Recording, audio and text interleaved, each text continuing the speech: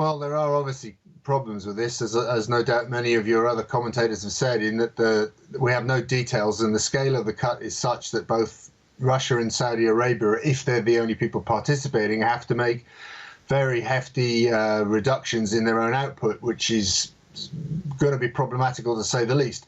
You're definitely right about the US shale patch, but we saw this in when we had the last collapse in late 2014 in through to the 2016 lows.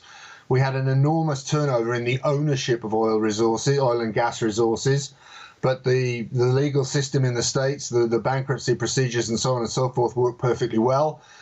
Production dipped a little because the oil price was low, but all the assets were there, all the skill was there, and everybody went back to work when it was needed. So there's no reason why the legal structures we have can't deal even with these extreme circumstances under which we're operating. Do we now have to think about OPEC and the supply deals in terms of OPEC++? Do you think there's any way that we can see a loose alliance of the Russians, the Saudis, and now Washington hanging together permanently?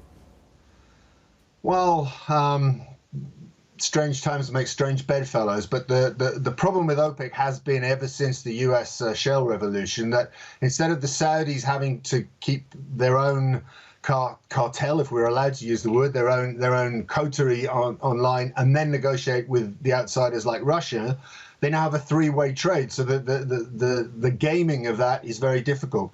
One would imagine, though, that if it is that important to the Americans, that they might be having a quiet word in other areas, because as we know, there's a great deal of political tension and military tension, indeed, in that area. And the heir apparent to the Saudi throne would not particularly be a happy man, I wouldn't think, if the Americans would start to make noises about withdrawing support.